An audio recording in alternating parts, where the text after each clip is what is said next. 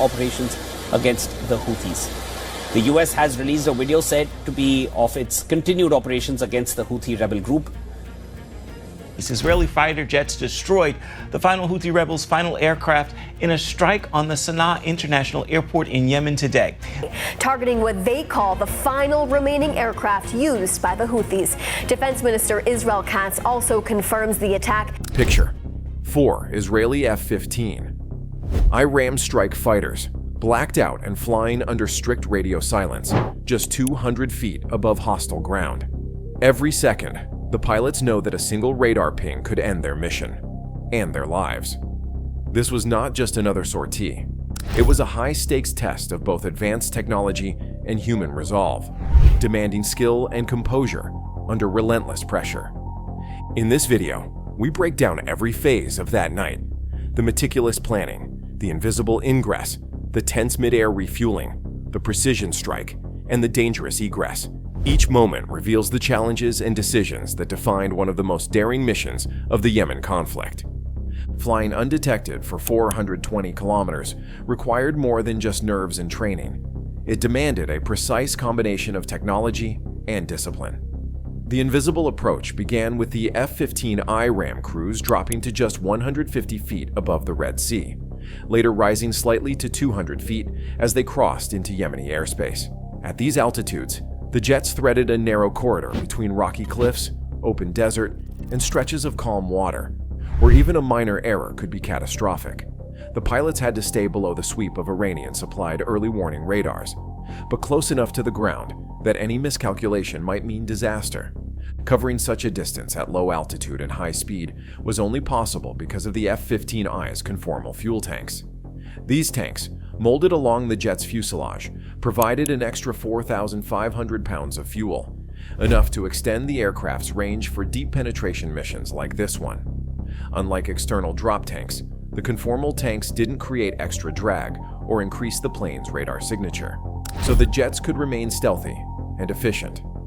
This design allowed the formation to fly the entire 420-kilometer ingress without the need for an early refueling stop, keeping them out of the spotlight for as long as possible. The pilots maintained a speed of 480 knots, fast enough to reduce their exposure to tracking radars, but low enough to stay under the radar horizon. At this velocity, every second demanded absolute focus. Small changes in terrain, an unexpected rise in rock, a sudden dip in the sand, required immediate reaction. There was no autopilot for this phase. Each pilot relied on years of training, muscle memory, and the advanced systems built into their aircraft. The Elbit 4 helmet-mounted display was crucial here. Projecting a real-time map onto each pilot's visor, it provided instant awareness of terrain, threats, and flight data. Even in total darkness, the pilots could see every ridge and valley ahead, making split-second course corrections while never taking their eyes off the world outside. Staying undetected wasn't just about hugging the ground. The threat from enemy radar was constant, and the F-15Is depended on their EL-822 self-protection jammers to tip the odds in their favor. These pods scanned for radar emissions and responded with bursts of energy, confusing operators on the ground by creating phantom echoes and false returns. The attack came after multiple missile attacks by the Houthis on Israel in recent days. The enemy might see a brief flicker or a bloom of static, but not enough to track or target the jets. This electronic shield didn't make the formation invisible, but it kept their true position, masked just long enough to slip through the gaps in coverage. Every member of the 4-jet team had a role to play. Maintaining exact spacing and altitude was essential, not just for safety, but to ensure the group's radar signature stayed as small as possible. Radio silence was absolute. Any transmission could be intercepted, so every maneuver was pre-briefed and executed on instinct. The pilots trusted not just their technology, but each other, relying on practiced formation, flying, and silent cues. The risk was real. If even one aircraft broke discipline or climbed too high, the entire mission could be compromised. As the formation advanced deeper into hostile airspace, the tension only increased.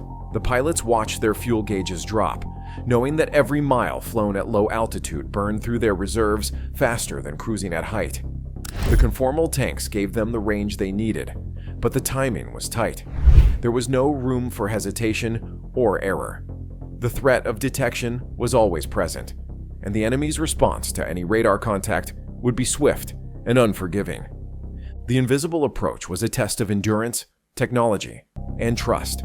Each pilot balanced on the edge of risk, guided by the tools at their disposal and the experience gained from years of preparation. With the most dangerous stretch behind them, the formation now faced a new challenge, one that would demand just as much precision, but in a very different way. Mid-air refueling is the lifeline that makes deep strike missions like this possible. For the F-15I Ra'am pilots, the KC707 REM tanker was more than just support. It was the difference between reaching their target and being stranded over hostile territory. As the four-ship formation climbed to 24,000 feet over international waters south of Port Sudan, every movement was calculated. The KC707 REM, a heavily modified Boeing 707, loitered exactly where planned, holding steady in a narrow window of time and space. Its presence here was no accident. Forward basing was off the table, and this airborne platform was the only way to extend the reach of the mission without exposing ground assets or tipping off enemy surveillance. The KC707 REM's high-flow boom was the heart of the operation. Capable of transferring up to 2,500 gallons of fuel per pass, it allowed each F-15I to complete refueling in under 3 minutes. The entire four-jet sequence was finished in less than 10 minutes, a timeline that left no room for error or delay. This speed was essential. The longer the jets and tanker remained together, the greater the risk that a stray radar sweep or electronic intercept could compromise the mission. The boom itself featured active stabilizing fins, a crucial detail for this high-stakes rendezvous. Even in the thin, sometimes turbulent air at altitude, these fins kept the nozzle perfectly aligned with the receiving aircraft, ensuring a stable and efficient connection. For the pilots, matching speed and altitude with the tanker was only the beginning. The KC707 REM's avionics suite, designed and built in Israel, provided encrypted communications and tank management. These systems allowed the crew to coordinate securely, managing fuel flow and monitoring the position of each jet without breaking radio silence. What more can you tell us about the latest strike on the Houthis? Well, Ephraim, they hit the main airport at Sanaa in Yemen. They destroyed, actually, the Houthis' last remaining plane. Previous planes were destroyed in a major strike. You may remember back in May 6th. The dorsal fuselage's line-of-sight data links gave the tanker and fighters real-time updates, allowing last-second adjustments if weather, navigation, or enemy activity required a shift in the plan. But even with these advanced systems, the refueling process was a test of skill and discipline. The boom operator, pre-briefed on the four-ship formation and their profiles, worked silently and efficiently, guiding each jet through the sequence with practiced precision. The refueling point itself was chosen for a delicate balance of security and necessity. International waters south of Port Sudan offered distance from hostile radar networks, but it was not a sanctuary. The KC707 REM, like most tankers, carried no heavy armament and presented a large, slow-moving target if discovered. Every minute spent in this airspace increased the risk to both the tanker and the strike team. The F-15I pilots approached in a tight, silent routine, each jet taking its turn, connecting to the boom, receiving a rapid flow of fuel, and then peeling away to make space for the next. The choreography was exact, with no radio chatter unless absolutely necessary. Each second counted, and every member of both crews understood the stakes. Once the last F-15I had topped off, the formation wasted no time. With full tanks and just minutes before target range, the pilots had to shift from stealth to strike mode. The transition was immediate. Now the focus moved from evading detection to preparing for the offensive run. Avionics were checked, weapons systems armed, and flight profiles adjusted for the next phase. The KC707 REM banked away, heading for safer airspace, its critical role complete. The strike team, now fully fueled and committed, descended back to low altitude, re-entering the envelope where their survival depended on speed, coordination, and the effectiveness of their jammers and countermeasures. The refueling phase was over, but the mission's most intense moments were just ahead. As the F-15 is pressed forward, the pilots faced the reality that every plan from this point on would be tested by enemy reaction, unforeseen threats, and the chaos of combat. The next minutes would determine not just the success of the operation, but the fate of everyone in the air that night. Now came the strike, an exercise in precision, speed, and technological advantage. As the F-15I Ra'am formation leveled out over Sanaa International Airport, the crews prepared for the decisive action that defined the mission, the release of their standoff missiles. They unleashed 8 Rampage missiles in a rapid ripple fire, 2 per target, each one accelerating to Mach 1.5 within seconds of launch. The Rampage was chosen for this operation for clear reasons.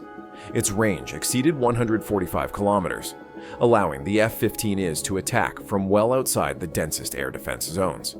Its passive guidance system relied entirely on pre-programmed coordinates, emitting no signals during its terminal phase and denying defenders the chance for last-second interception.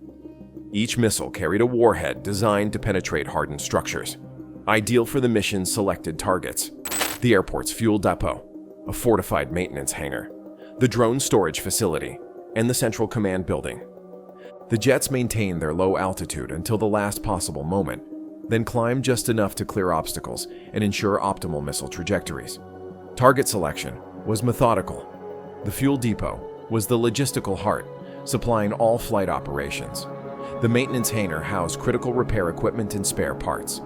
The drone storage facility served as the launch point for unmanned attacks, while the command building coordinated airfield operations and communications. Striking these 4 nodes would paralyze Houthi air power in the region. The launches were near simultaneous. 8 missiles dropped away from the underwing pylons and streaked into the night. At Mach 1.5, they covered the distance to their targets in less than a minute. The Rampage's lack of an active seeker meant there were no terminal emissions for enemy sensors to detect, preserving the element of surprise until impact. As the missiles closed in, their smart flight profiles kept them low and fast, maximizing the odds of reaching their targets before any air defense system could react.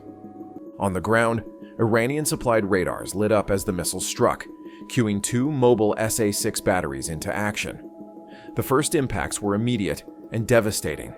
The fuel depot erupted in a fireball, sending shockwaves across the airfield. Seconds later, the maintenance hangar was obliterated, its reinforced roof collapsing inward as flames poured out. The drone storage facility took a direct hit, triggering secondary explosions as munitions and drones ignited. The final pair of Rampage missiles slammed into the command building, reducing it to rubble and severing the last threads of organized resistance. Within a minute, Sanaa Airport's runway and critical facilities were unsalvageable, grounding all traffic for months.